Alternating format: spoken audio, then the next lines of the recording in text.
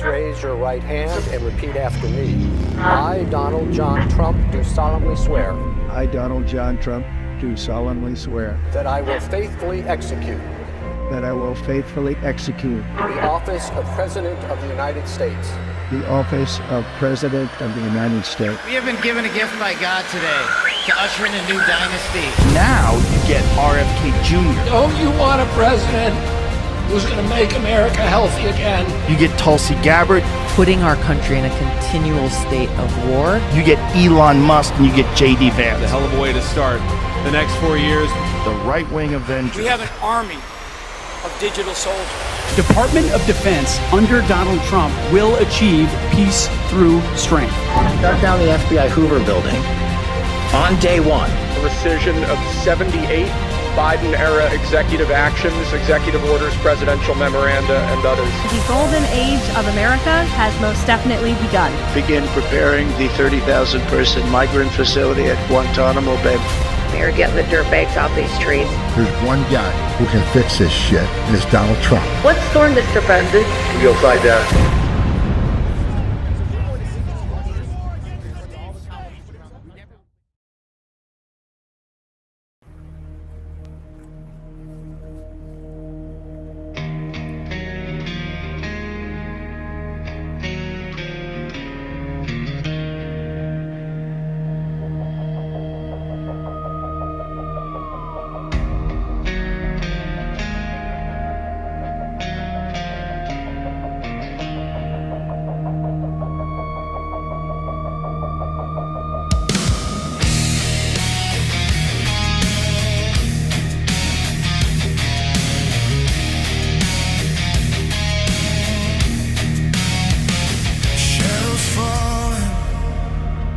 Thunder breaks, the ground is shaking from the weight. Voices crying in the night, but freedom burns a steady light. We hold the line, we won't let go. Through every trial, the truth will show. This is your daily dose. Open your eyes, see through the smoke, see through the lies. Rise from the silence, hear freedom's call. One voice, one people, united we stand tall.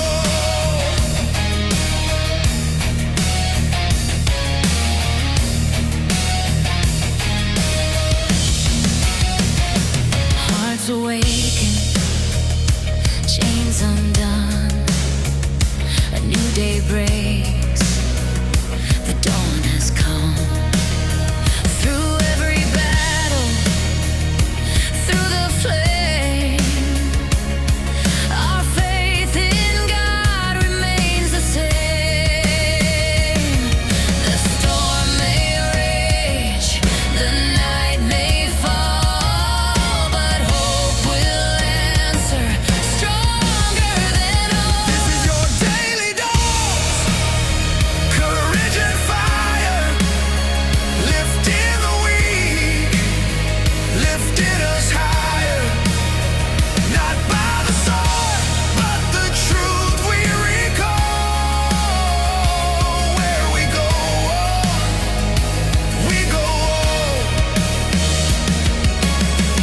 we've seen the darkness try to reign. We felt the sorrow, we've known the pain. But every trial has forged the steel. In God we trust, His plan is real.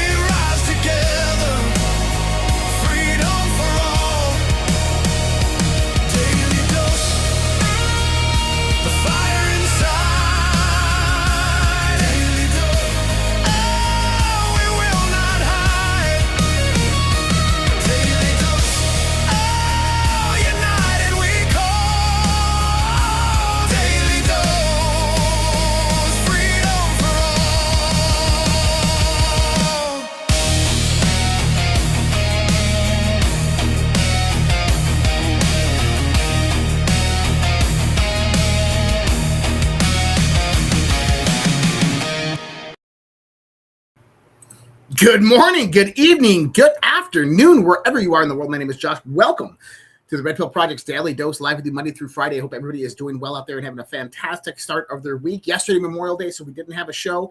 And, all of our prayers go out to those who have served and died and gave the ultimate sacrifice, because that's what Memorial Day is all about. And I hung out with family, had a great weekend, had a little barbecue on Sunday. It's been like 90 degrees here in Minnesota, so it's been fantastic, great weather. I've been getting a lot of yard work done, awesome times. Few different things. I mean, we haven't had a show since Friday, so we've been kind of no show since Friday, so we got to kind of go over a few things. Just some announcements as we get going. Tonight, you do know we have DEF CON 0. So DEF CON 0 is at 10:30 p.m. Eastern Time after the show. 10:30 p.m. Eastern Time. That's on Badlands Media. So you can go to YouTube, you can go to Rumble, you can just search out Badlands Media, and it should come up. And if not, one of the best ways to find it, at least the channels, because this is actually tied to the playlist, is if you go to redpills.tv, the website that we have here, redpills.tv, and you go to shows right at the top right there, you can see DEF CON 0 right there, and you can go to Badlands Media's page, or you can go to the watch the playlist. And once you're on the playlist, you're on their channel. So you can go check that out after there. And then note that there was no Q after hours this week, just because Alpha and I both had veteran events going on. So we were kind of really busy. And then also, there's two events coming up for everybody out there. The Great American Restoration Tour at the end of June 25th to 28th. That's in Deadwood, South Dakota. That is on the website. You can get tickets directly on there. And then in July 24th to July 26th, our annual family camping trip. Yes, family camping trip. We have a great time there, guys. It's at the Forest Property out in Eureka, Missouri. It's a great time. Bring your toys, bring your RVs. So all I need you to do, though, is RSVP there. And yes, it'll be going up on the Social Red Pill. I don't think it's up there right now, but I'll be putting it up on the socialredpill.com for everybody out there to RSVP over there as well. We just need a good head count so we can see who's going. And if you're even tentative, go ahead and RSVP. There's an event coming up in Vegas. And so I had, I was talking about it last week, and you guys are amazing, by the way. Everybody out there who went out and helped support the Red Pill Project this last weekend, you guys are freaking amazing. I love you. And thank you so much. It's from the bottom of my heart, honestly.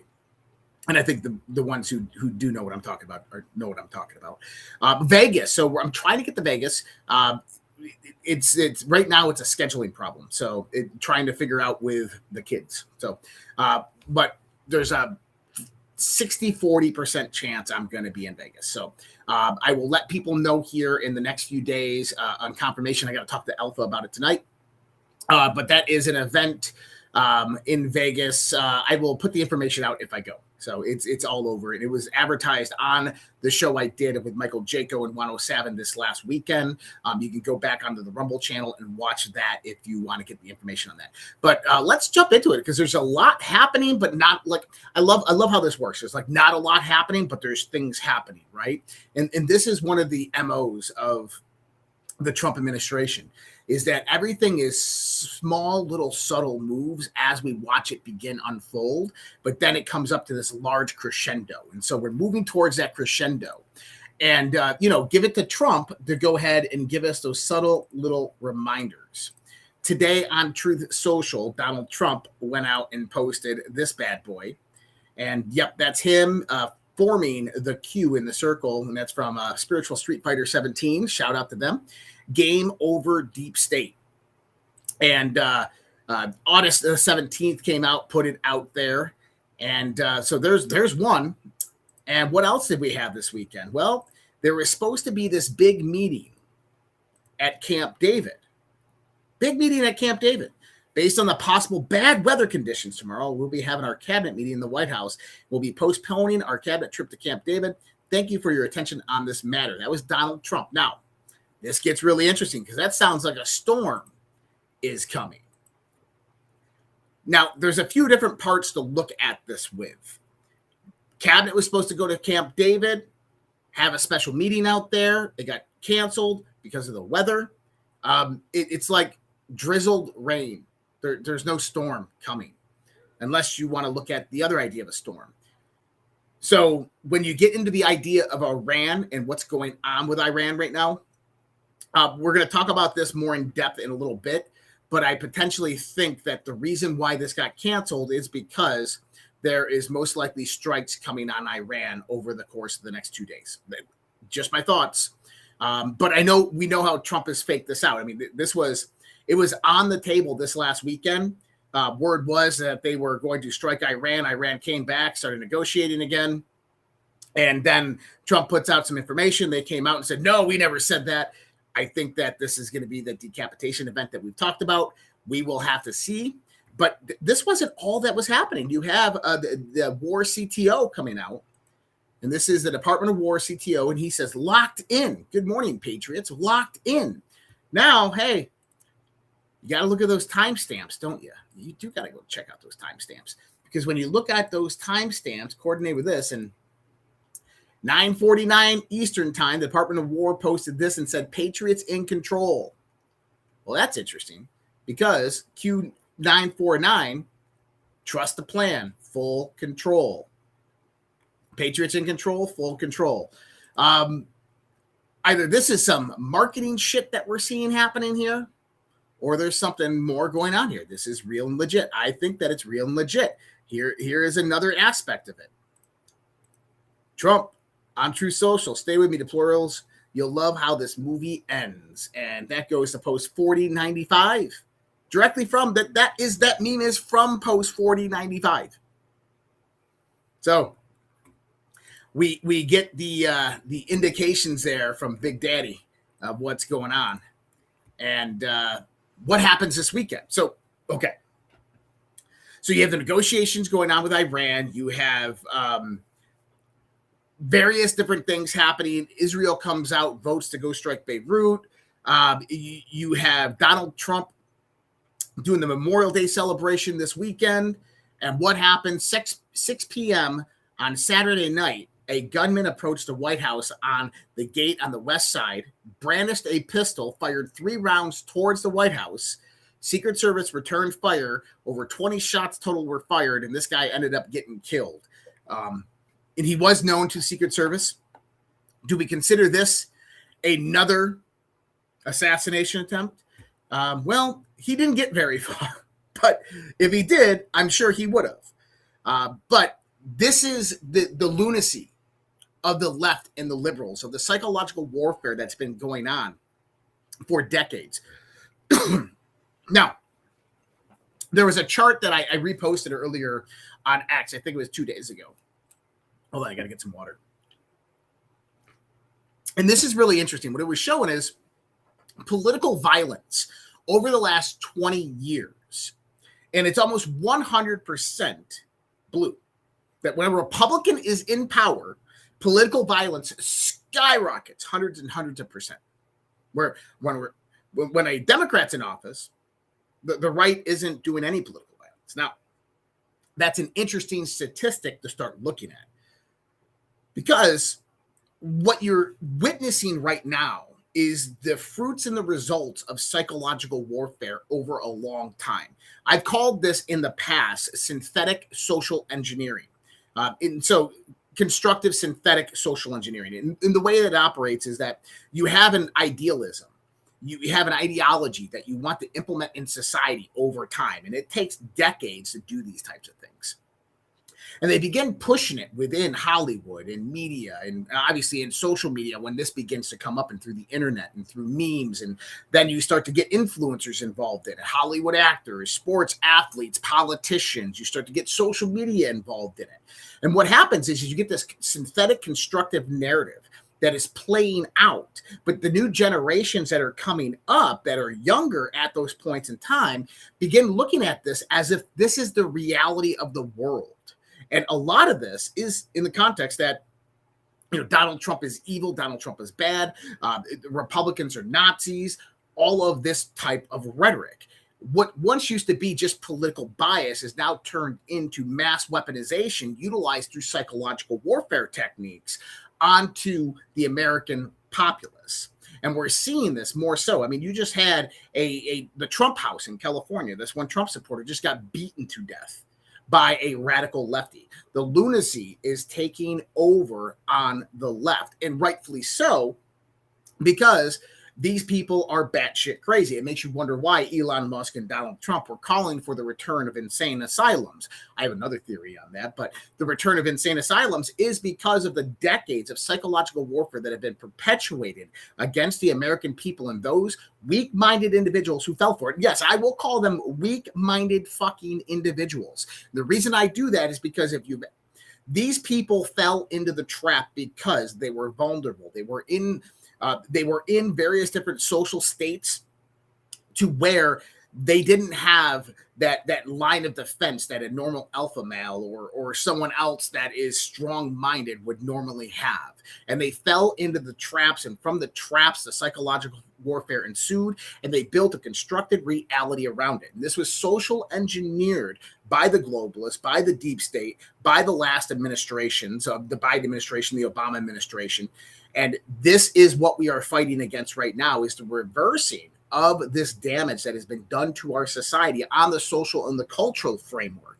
That's going to take decades to change and revamp. And I like the idea that the Trump administration is, obviously we're celebrating the 250th anniversary, the birthday of the United States of America, and we're coming into this. And that timing is very, very specific as well. Why I believe that the storm is coming, that Trump is prepping all of this right now, and we're about to see fireworks over the course of the next year. But also, what it's doing is it's bringing about a revival within the American nature, the American culture, and the American idealism. And this is what you need to do to lay the foundation to start to reverse the damage that has been done, at least to the younger generations, about who America is, what America is, and why America matters.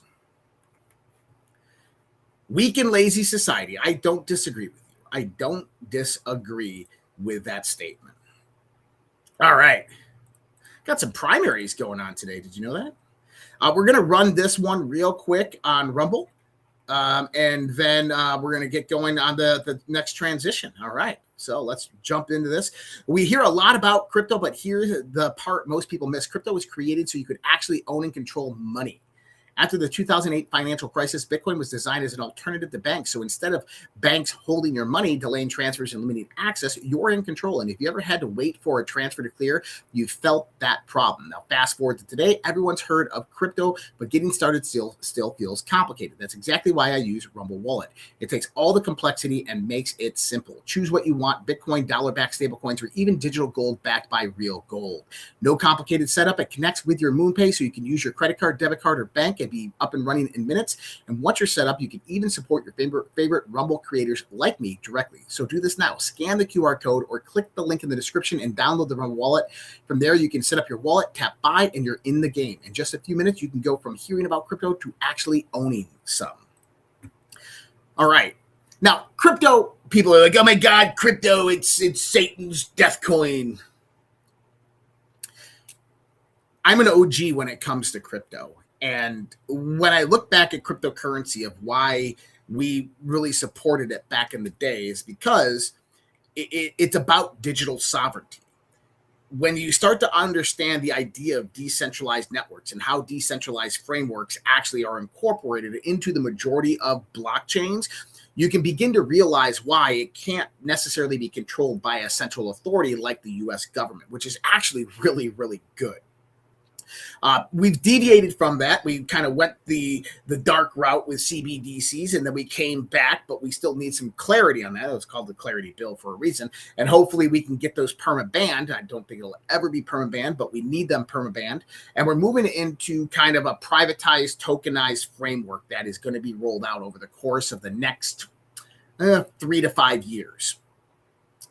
What I want to let everybody know here is, if you're out there and you're and listen, I don't believe in Nasara Jasara. So if you're out there and you're like, Josh doesn't believe, no, I don't. But let me tell you what I do believe in. See, the idea of Nasara Jasara is completely wrong. It's communism. It's redistribution of wealth.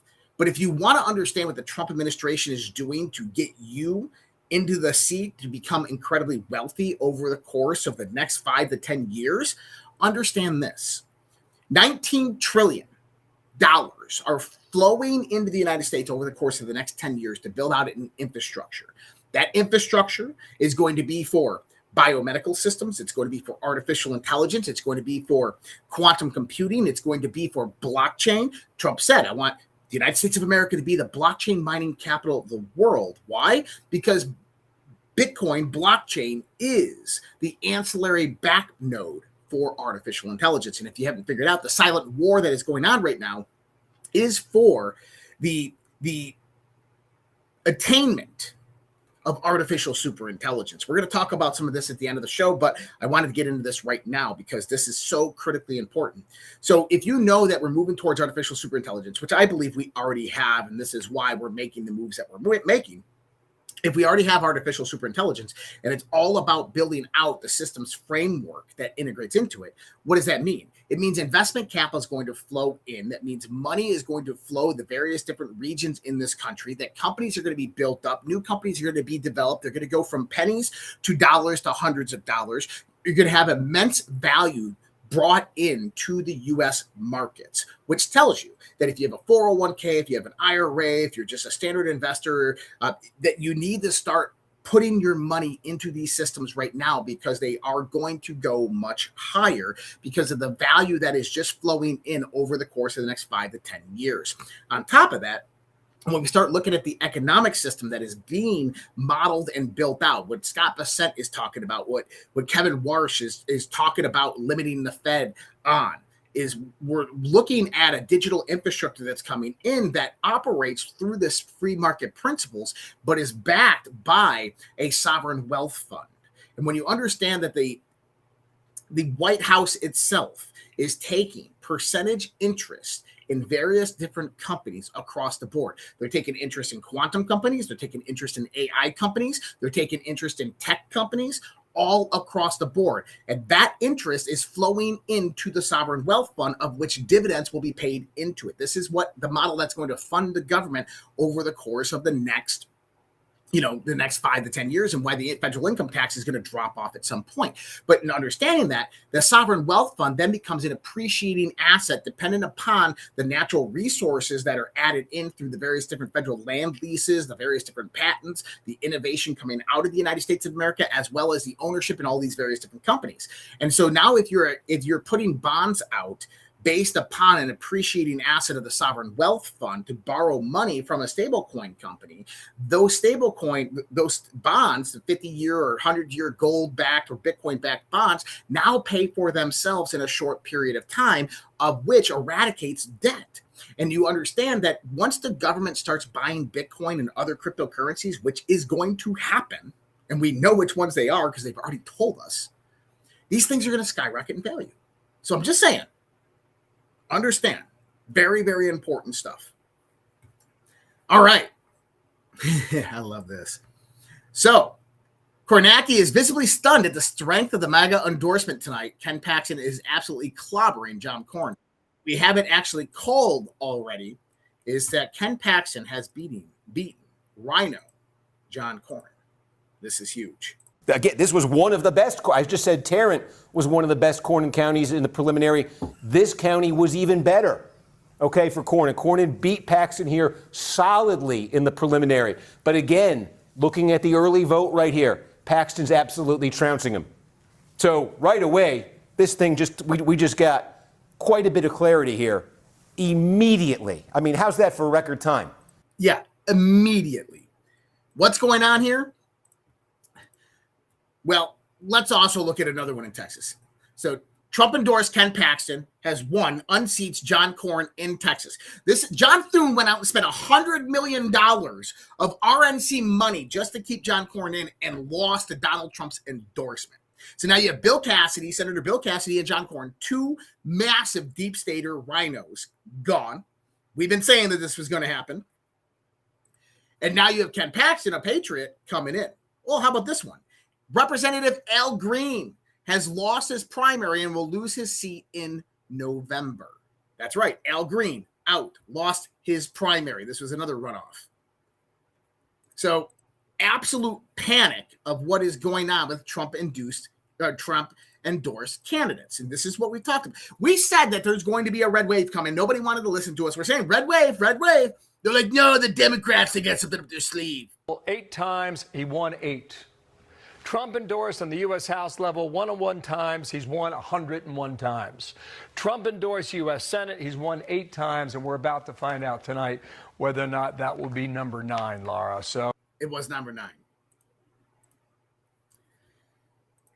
He's the most powerful man in the world, and this is why tonight's show is the Trump World Order. This is the idea of what is happening right now. Trump is the most powerful man in the freaking world. If we could just go back and summarize the last 15 months of what's happened, it is unbelievable, unprecedented in a presidency. I mean, some presidents who go 8 years don't get this much stuff done. But the Democrats and other people who are uninformed, they don't look at this as progress. They look at this as a step backwards because it's undoing the mess that was created by those who sought to take down the United States of America, to undermine our Constitution. Now, I've been saying this for a while. November, you're going to see a red wave. People are like, no, man, look, we need to fix our elections. I agree, we need to fix our elections. And we already kind of looked at what's in place for that. John Thune is probably not going to bring the Save America Act up, which means that DNI Tulsi Gabbard's last day is June 30th. Before that day, you're probably going to see a report on election integrity and infrastructure, which is going to prompt Donald Trump or give Donald Trump the green light for a national emergency on election infrastructure and integrity and infrastructure. That's going to be dealing with all the Dominion, Fulton County, Maricopa County. We've already talked at length about that, about how we're going to have safe and secure elections. We already had the executive order that was passed for voter ID, so we know that that's coming. Okay, well, what about all the deep staters? Well, look at this. I mean, over 28 different House members and senators are losing their seats. They're resigning through scandals. They're not seeking re-election, or they're losing their primaries. Guys, this is the red wave that we are seeing right now. This is backdoor compromise being utilized to leverage people. Swalwell would not resign, so they took him down. That was a white hat operation through and through. You even have people in the Trump administration that are being taken down. Kristi Noem, we'll talk about something here in a minute that it's mind-blowing. I've said this from the beginning. The bitch is corrupt.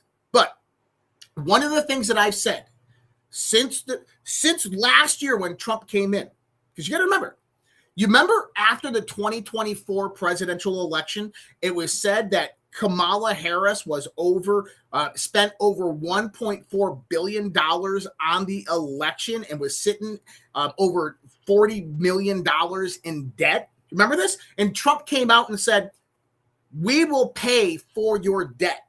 Remember that? Trump said, I will pay for your debt. The RNC, we have our campaign, we have plenty of money, we'll pay your debt. And they declined. And I said, watch out. What's going to happen is they're going to get defunded. USAID comes in through Doge, gets absolutely shut down. We talked about this over and over and over. Ukraine funds, you have FTX, you have all of this. Money was being funneled into foreign countries to NGOs. NGOs bring that boomerang all the way back around into various different shell organizations, which then spoof through Act Blue and make donations to the Democrats. And I've been saying it for over a fucking year that the Democrats are broke, that they have no money, that you're going to see by the time the midterm elections come up, the Democrats have no money. And what are we seeing right now? RNC, cash on hand, 123.9 million, zero debt. The DNC, cash on hand, 14.4 million. Debt, 17.5 million. That's a negative 3.1 million. They're broke. This is why Governor Mills of Maine dropped out of her race, not only because she's under investigation by J.D. Vance's task force, but also because she doesn't have the campaign funds to run. So what does this mean? It means that Democrats are going to hunker down and they're going to only focus on elections they believe they can win. California, New York, these types of things with very, very blue big states. But I think the Trump administration has something in store for them. We had the Virginia referendum that went out there, and we know they stole that. 64,000 mail-in ballots came in past midnight, all 100% for the referendum, which then was shut down the next day by a federal judge, and then shut down by the Virginia Supreme Court, and then shut down by the Supreme Court. But it was, I believe, a trap to show them that we are in control of all the cards. Stephen Miller on fraud. Everything we found either confirms our worst fears or exceeds them. This is a 2-minute clip. We're going to listen to it. JD Vance and Stephen Miller. Listen to this here. What we've learned, which is not surprising to those of us who've spent some time in this area, is that fraud is every bit as bad as President Trump said it was, and even worse. So in other words, everything we found either confirms our worst fears or exceeds them. That's the bad news. The good news is that the best team in government under the leadership of Vice President Vance has been assembled to deal with it.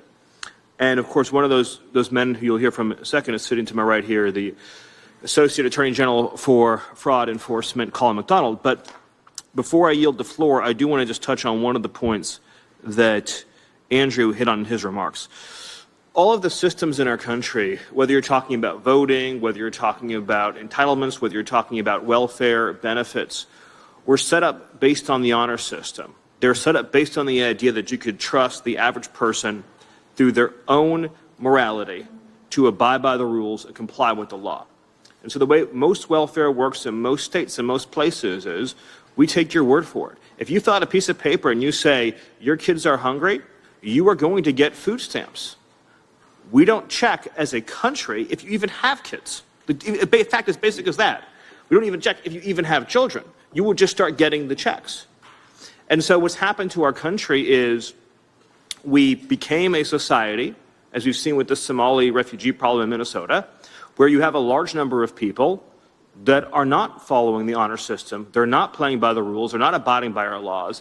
And the amount that has been fleeced from us is in the hundreds of billions of dollars. I believe, based on what I've seen and what I've heard, is that we could balance the federal budget if the only dollars that went out of the Treasury went to individuals who are properly, lawfully, correctly eligible to receive them. And that ultimately... Huge. We could balance the federal budget if we just got rid of all the fraud. Now, I want you to imagine that, because it's been since Bill Clinton's time frame since we had a balanced budget. And since then, we've had $35 trillion worth of debt. Now, apply what Stephen Miller just said there. If only the people that were receiving the benefits that actually needed them, who were in dire need of them, were the ones that received them, we would have a balanced budget. If you did that over the course of the last 26 years, we'd have no debt, which tells you that the majority of the debt of the United States of America is derived through what? Fraud. During the pandemic, nearly $900 billion in unemployment aid went to help Americans. $900 billion. Over $135 billion of that was stolen through fraud. And then, right, so 900 billion put out there, 135 billion stolen through fraud, and then 10 to 15% of that flows into Act Blue, which is under DOJ investigation. USAID wasn't only just funding the Democrat Party. We talked about this. They were funding the Democrat Party, but that wasn't it. USAID was funding COVID gain-of-function research, color revolution regime change operations, and election fraud, both in the U.S. and abroad. Absolutely. This is something that we've covered on the show multiple different times, that USAID was nothing more than a sanctioned money pot for the Central Intelligence Agency operating through the State Department to run international operations. It's really what it was.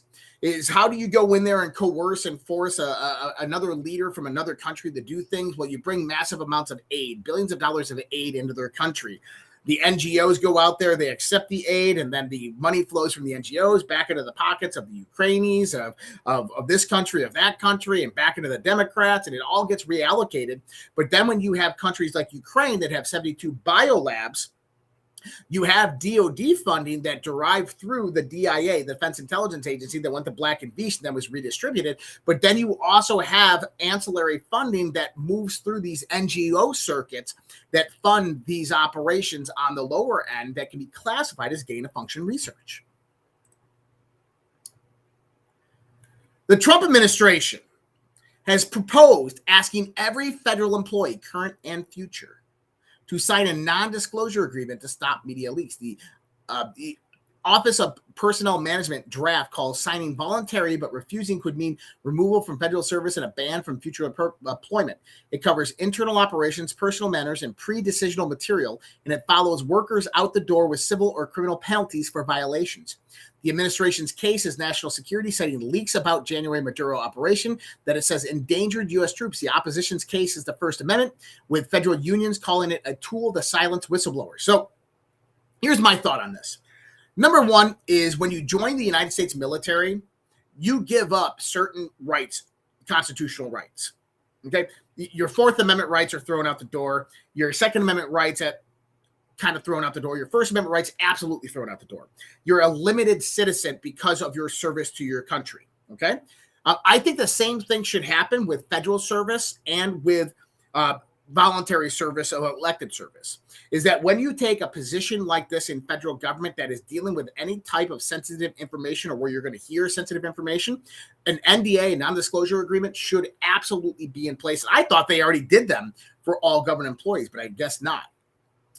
Because once you're in that system, it's really hard to get out. It's hard to kick somebody out. But what they're trying to do is get this NDA system in place so it makes it easier to bypass the unions and get rid of these federal employees that have, the Democrat Party behind them.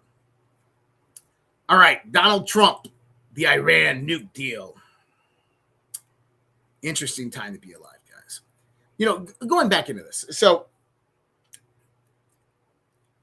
I find this also interesting, the non-disclosure thing, at the same time that we're having the UFO declassification, right? Because it's bringing into question that same context and idea. And what they really need to do is they need to go back and edit and revamp the national security acts that were done in the 1940s and the 1950s, because they need whistleblower protections for people that come out and speak out about the atrocities being done or covered up by our government. But you also need is ground coverage within government so that you cannot have insider trading. And by the way, this NDA, I believe, if it's aimed at congressmen, could implicate them on insider trading, as if they're on some type of financial committee, they go in, they come out, they trade 5 different stocks. So stocks go up because of the decisions they made in that financial committee. Now they just violated their NDA. Boom, they're gone. And that is an indication, because that's what happened to that Delta Force operator just a few weeks ago. He bet on his own operation.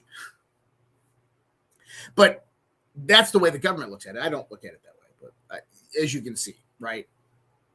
Okay. We're going to do a quick transition. Man, we're only about a quarter of the way through. There's a lot of news because we really hadn't been able to get much done over the course of the holiday weekend. But that's okay. It's a holiday weekend, people. This one that I'm going to read on Rumble, it does have a disclaimer that I got to put out with it.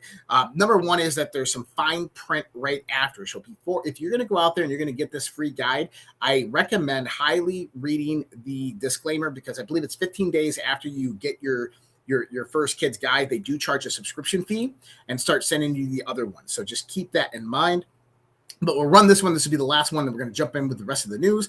All right, parents, real talk for a second. America is about to hit a huge milestone. We're coming up on America's 250th birthday, 250 years of freedom, grit, sacrifice, and the greatest experiment in self-government the world has ever seen. This is the perfect moment to help your kids understand why this country matters, not just fireworks and hot dogs, but the story behind it all. There's a free guide called The Kid's Guide to America's 250th Birthday, and it's honestly a great way to introduce kids to how America began, who the founding fathers were, what they risked, and why the idea they fought for still matters today.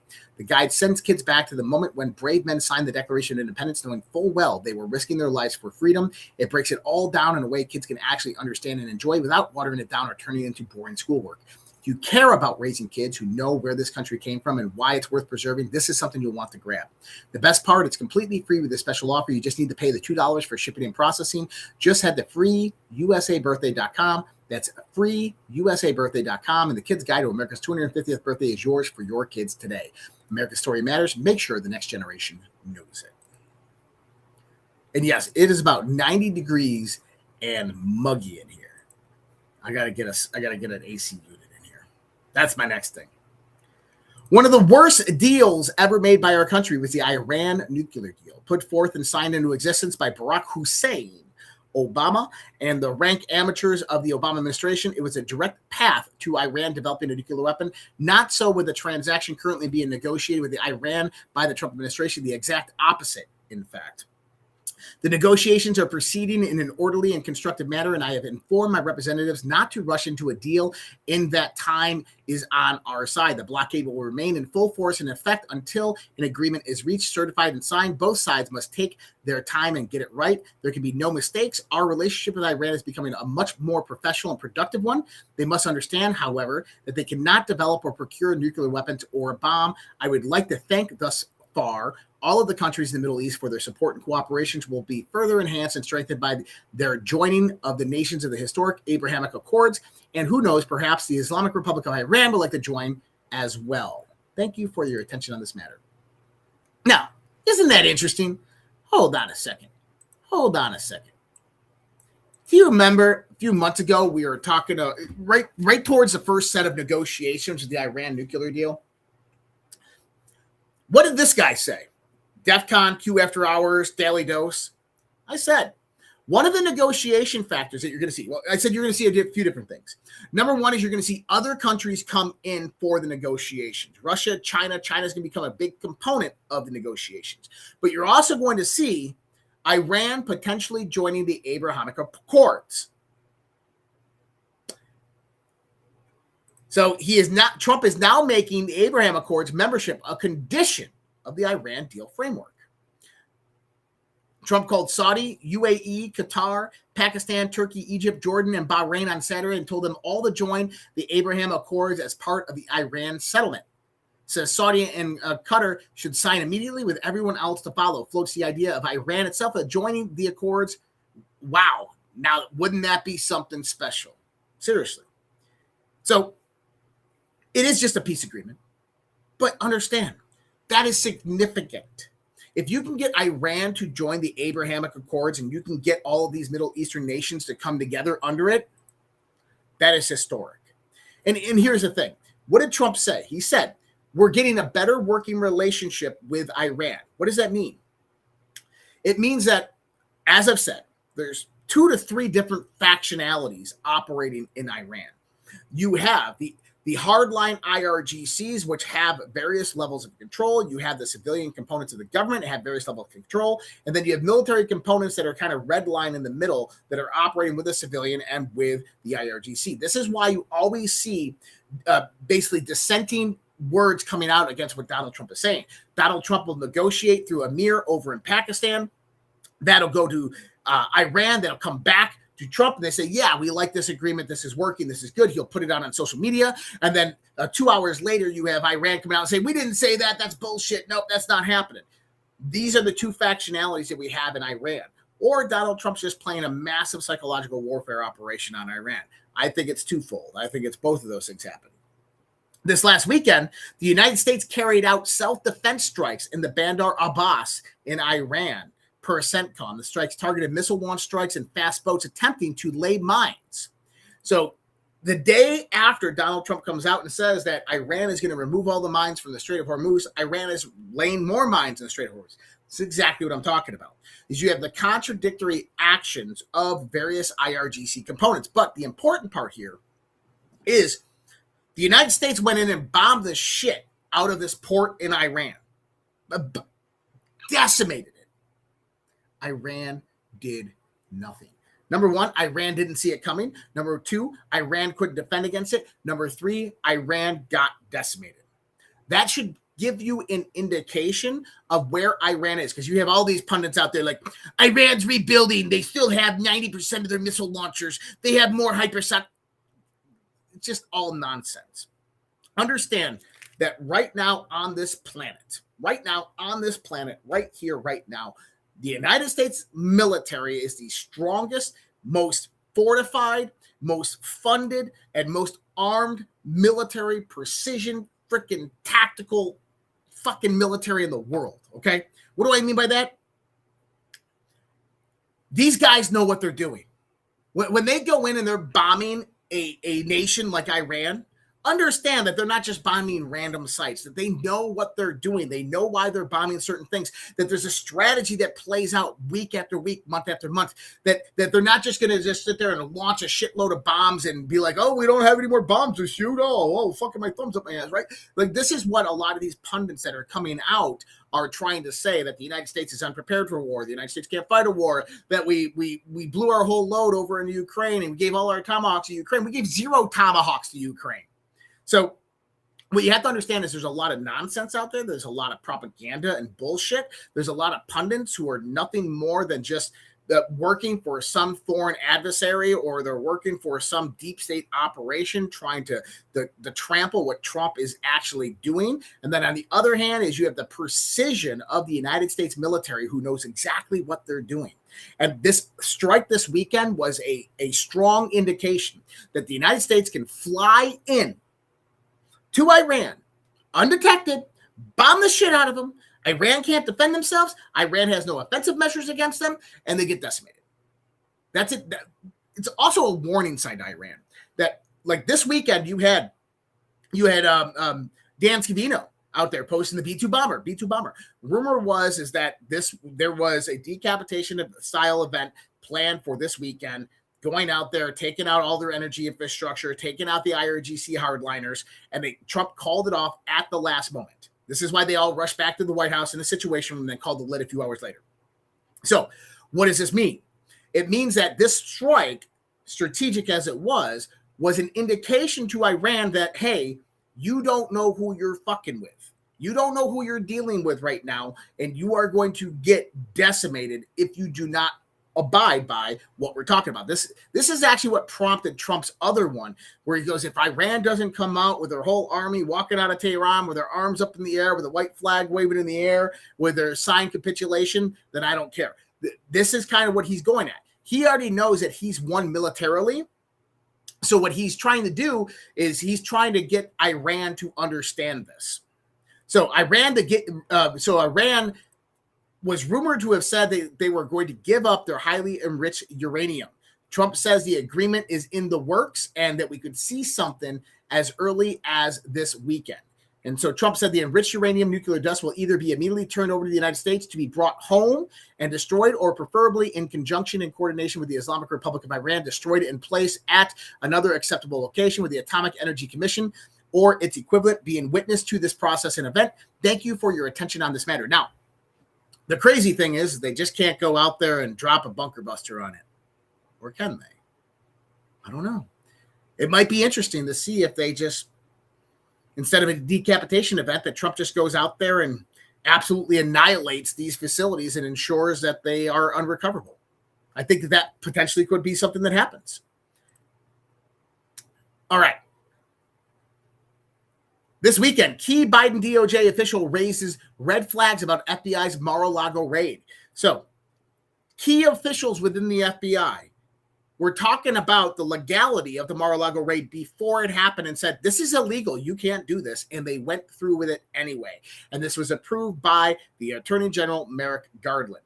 You know what I say? It's time to freaking get Merrick Garland under grand jury testimony and have him indicted. It's time to get Christopher Wray, the FBI director, and have him arrested. Now, I wonder who it was in the Biden justice that said this. I wonder if it was Christopher Wray. But listen here. And our first story is an exclusive from John and our amazing reporter, Jerry Dunleavy, and it is a big one. So per John's story, of course, you can find that over at justthenews.com. A top Biden Justice Department official and key ally of then Attorney General Merrick Garland raised legal concerns about the FBI's raid on Mar-a-Lago, warning that then former President Donald Trump may have actually declassified the records seized by agents. That, according to a newly unearthed email obtained by Just the News.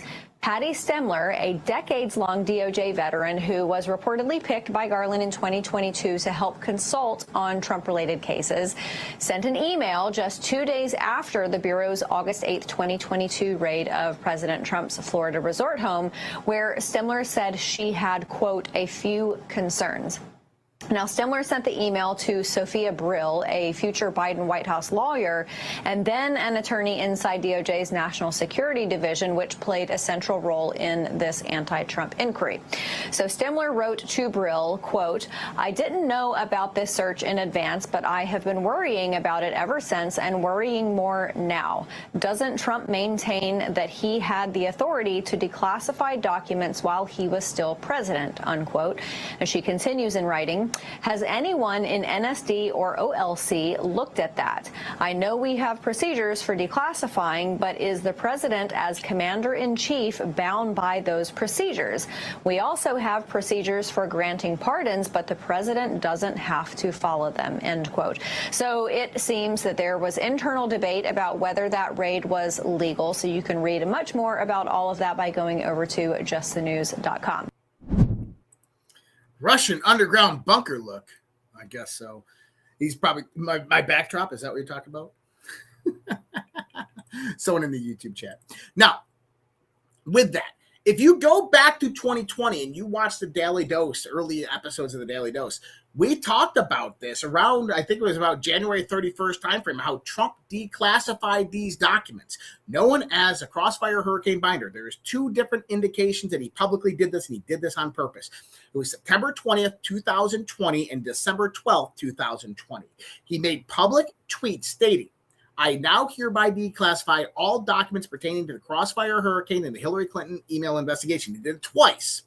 And then that went through the various different processes and procedures. And on January 17th, the FBI made their final redactions. They sent the binder back to the White House where it was fully declassified.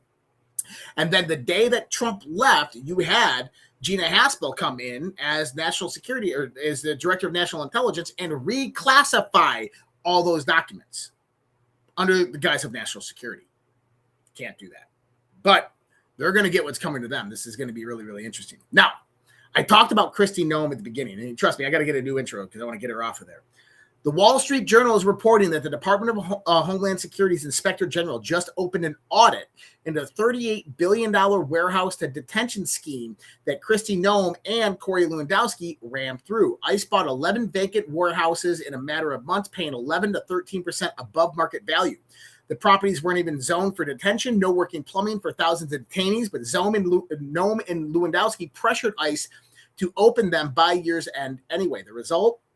At least $1 billion already spent on 9 facilities.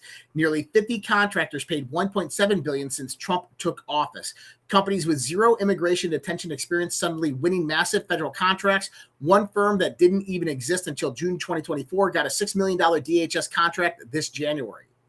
Noem is gone, Lewandowski is on, but the bill is still landing on the taxpayer, and the IG investigation is just getting started. So this is one of the main reasons why we are understanding that Kristi Noem was replaced and Lewandowski was fired from the Department of Homeland Security. Rightfully so. I said this bitch was corrupt.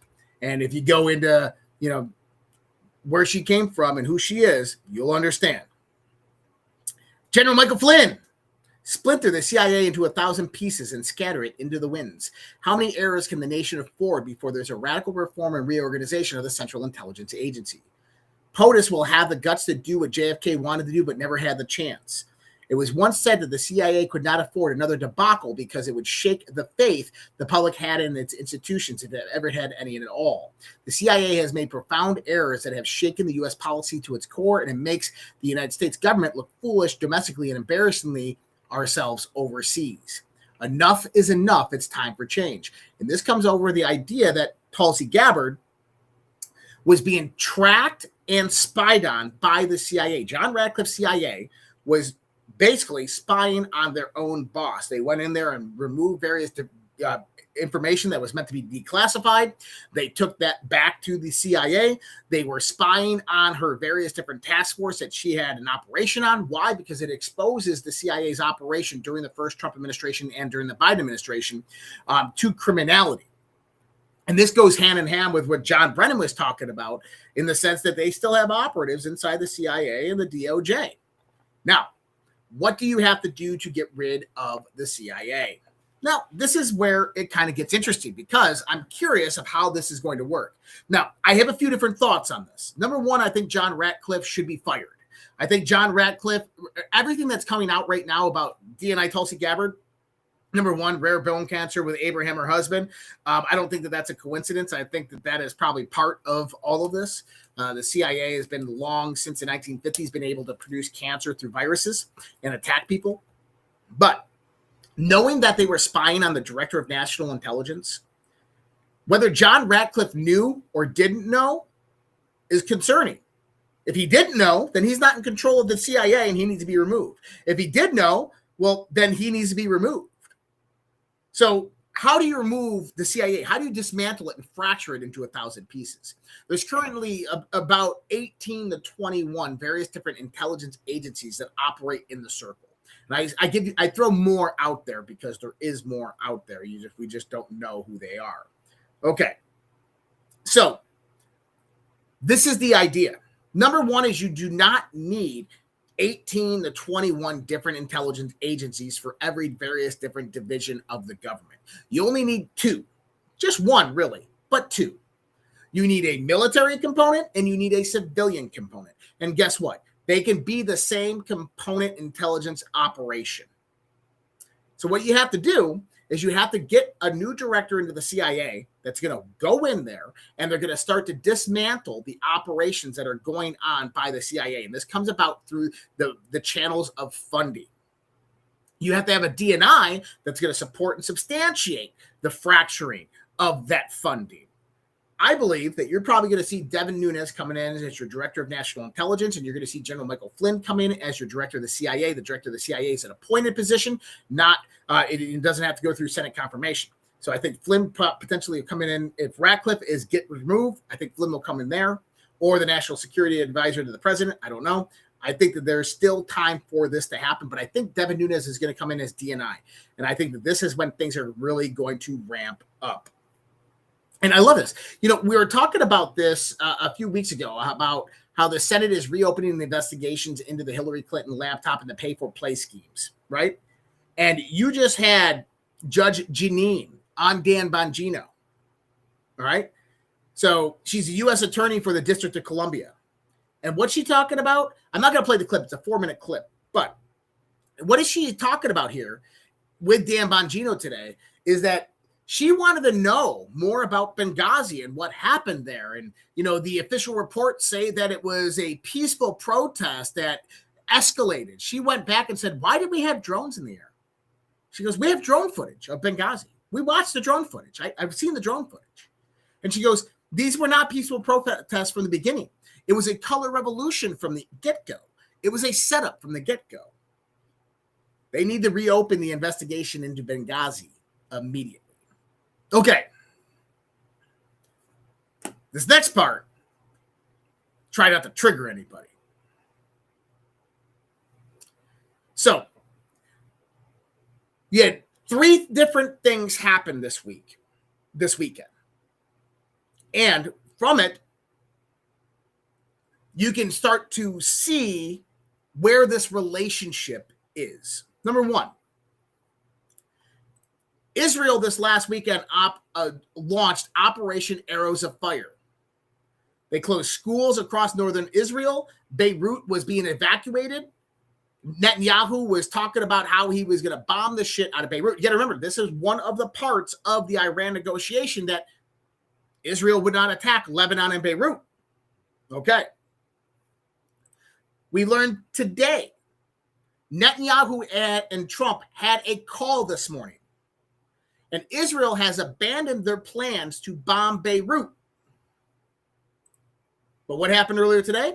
Mushroom clouds light up Lebanon's Bekaa Valley in burning orange as Israel launches 180 strikes in the past hour, 30 plus killed, including women and children, 40 plus injured.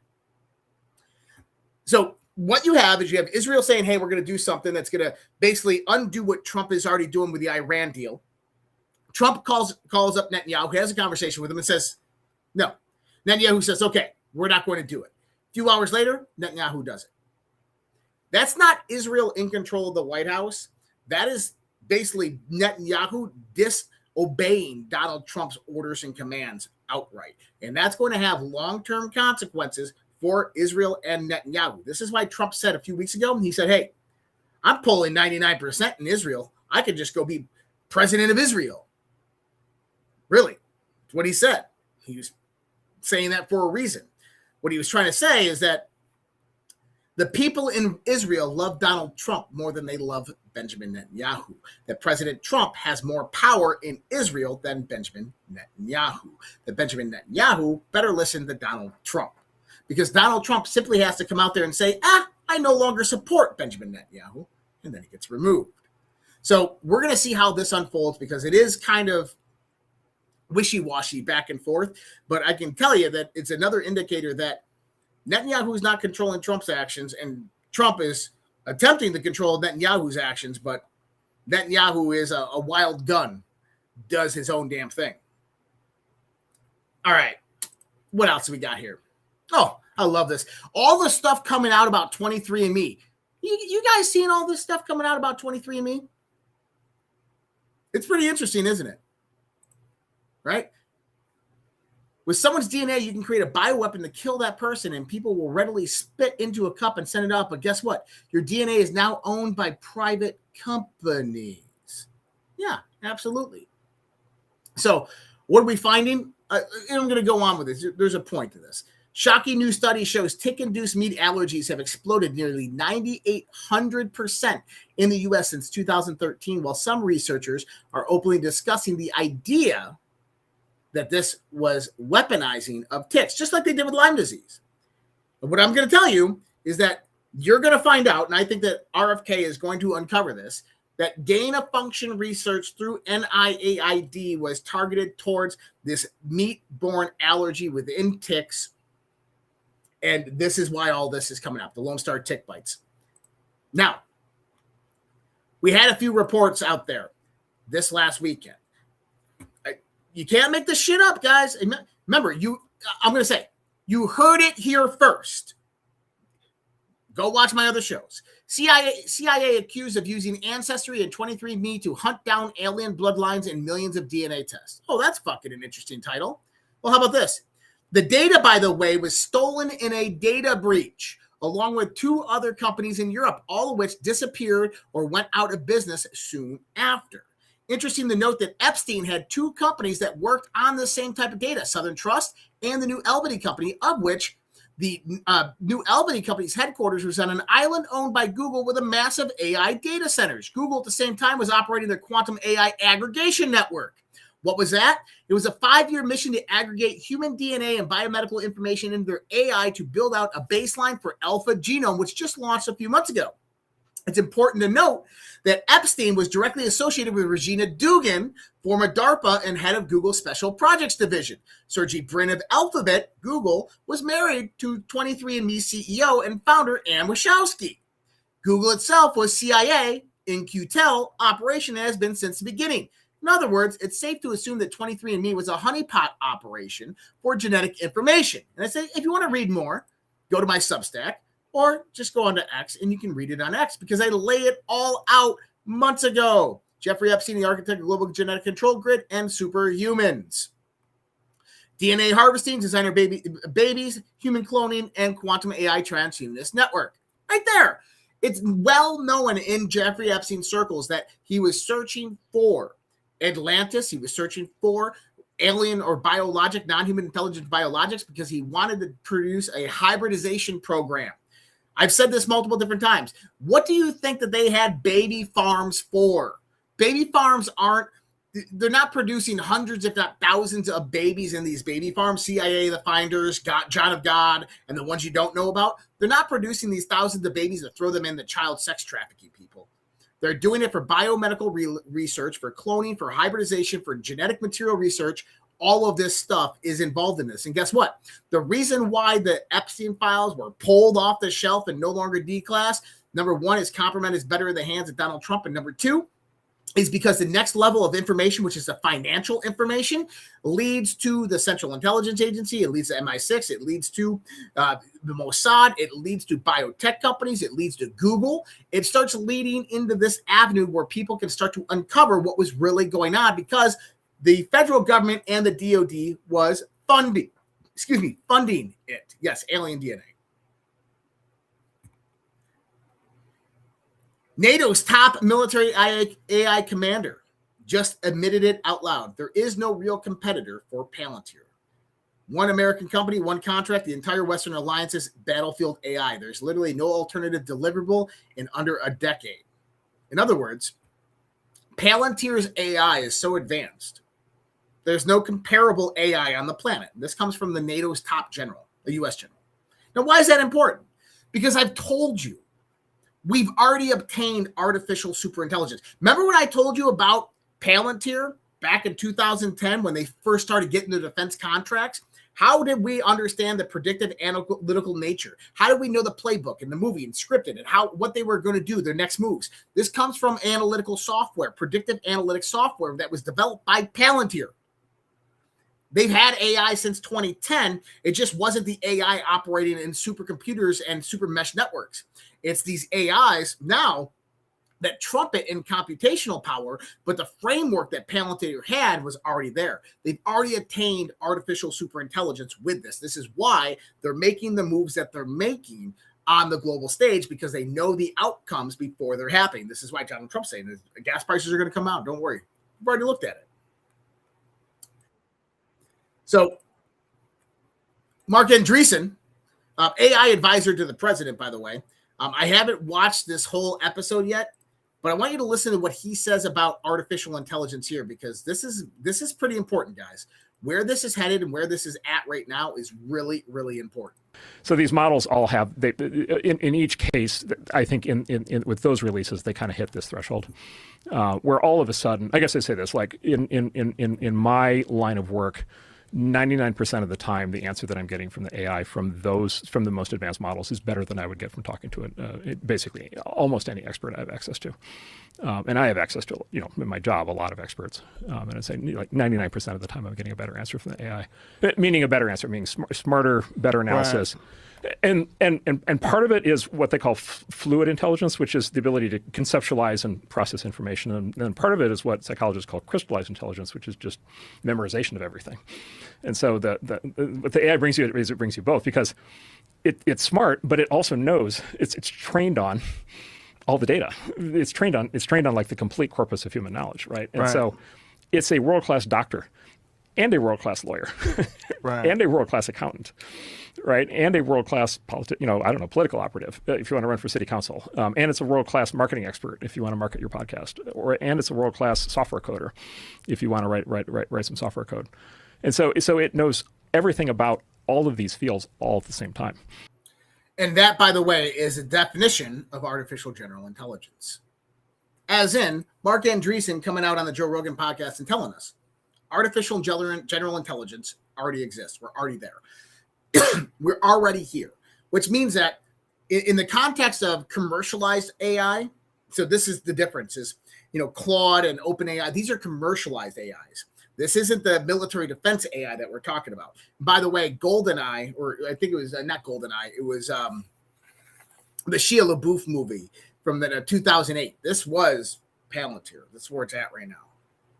Anyways, what Mark Andreessen is trying to tell us is that this is moving much, much faster than they ever anticipated and ever could imagine, which means that we're already at AGI and we'll be at artificial superintelligence commercially very, very soon. And I mean, probably within the next year, we could probably hit it. The problem is we don't have the energy or the data infrastructure to substantiate it. That's a problem. But that's why you're seeing the disclosure and the D-class stuff start to come out. Tim Burchett said today, Congressman Burchett, the truth is Donald Trump wants total disclosure, but the deep state is trying to block him. He goes, my money is on Trump. I said, the military-industrial complex wants to protect the next 250 years of innovation. Let's stop playing with the bureaucracy and start pressuring the corporations. I think that's the truth right there. I had a few other things in the UFO disclosure. The one I do want to talk about, though, is this one. Dr. Michio Kaku on UFOs. The data indicates that something is out there that can travel between Mach 5 times the speed of sound, up to Mach 20. These objects drop from 70,000 to 80,000 feet in seconds and create G-forces in the hundreds of times gravity. It would crush the bones of any organism that we're familiar with. Dr. Kaku explains that they are probably advanced drones exceeding our aircraft capabilities, defying known human limits, mind-blowing physics that challenges everything we understand about technology in flight.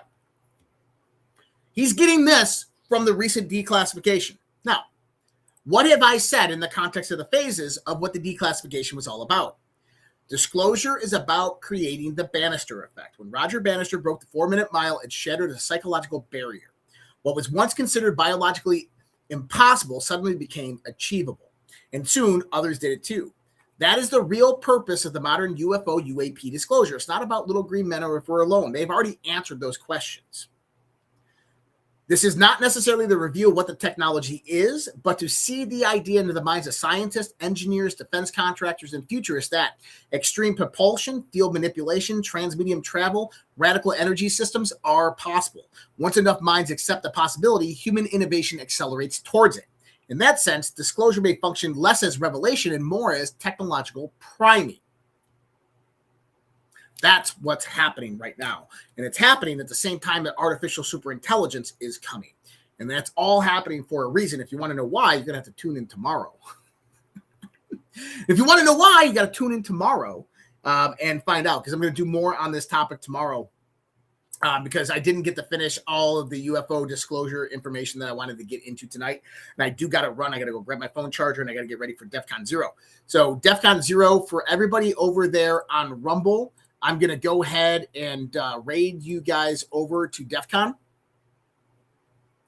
And let me do this real quick. And by the way, guys, I didn't get to check all of the I tend to be ADHD sometimes. So I didn't get to check of all the Rumble rants and the super chats coming in. So I apologize. And I know a few did come in. But I'm sorry. I will definitely get you guys tomorrow on the call out. I use that app too, and I completely missed. But for everybody on Rumble, I am setting up the raid right there. So the raid will happen after the outro is done. But guys, much love, respect, God bless, take care, have a great night. Make sure to like, share, comment, get this video out there, let everybody stay informed. Thank you for all your support. Over the last weekend, over the last few years, you guys are amazing. I appreciate you much more than you could ever imagine. Much love, respect, God bless, take care, have a great night. We'll see you guys on DEF CON 0 here in just a little while, and everybody else, we'll see you tomorrow. Good night.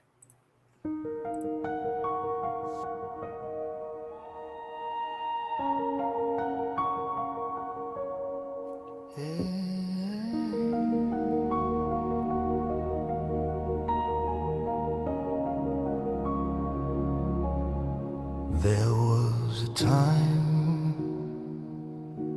when our children stood tall, hand on their hearts, one voice for all. There was a time when honor had weight, when the flag was a symbol, not a debate. There was a time when our history was known, with pride in the rules that made us our own. There was a time, respect for the brave, for those who bled, for the lives they gave. Now the homeland burns to silent war. Truth is twisted, we can't ignore.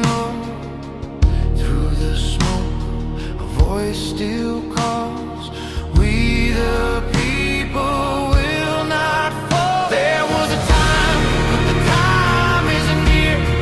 The great awakening is here. Dark to light, veil under, patriots rise. We are one, land of the free, home of the brave. No more silence.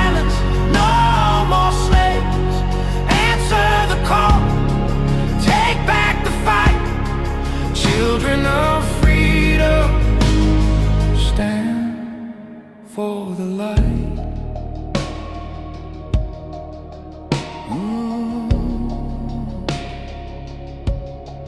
There was a time when truth was clear, when the media served, not ruled by fear.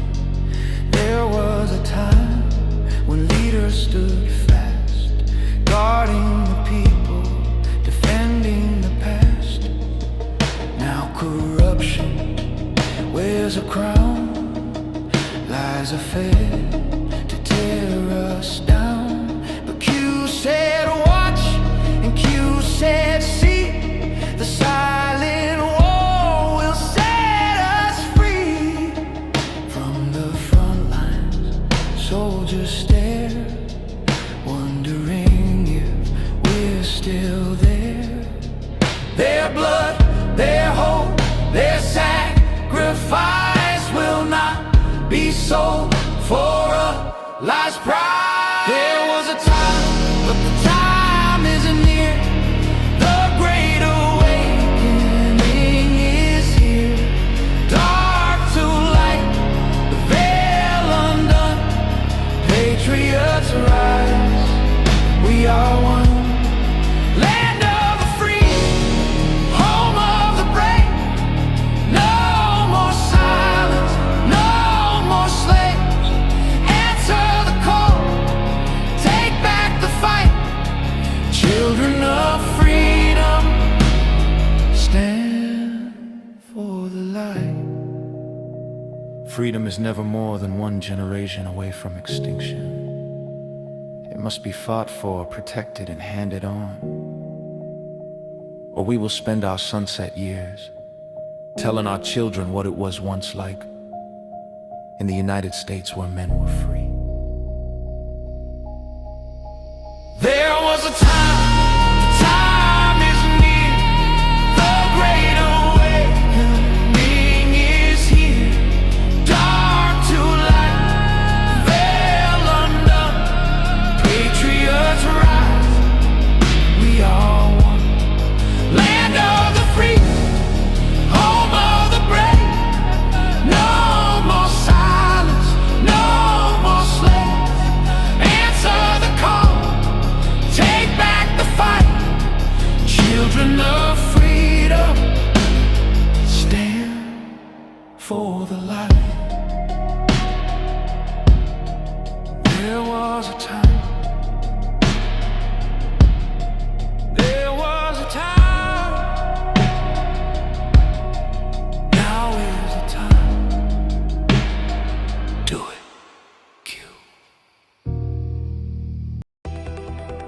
I don't have to tell you things are bad. Everybody knows things are bad. The air is unfit to breathe, and our food is unfit to eat.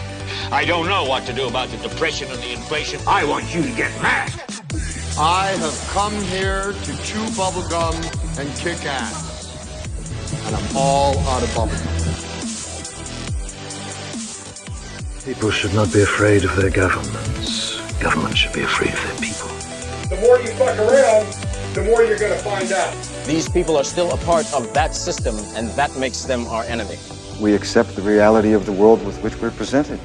It's as simple as that. I want you to get up right now and go to the window, open it, and stick your head out and yell, I'm as mad as hell, and I'm not going to take this anymore!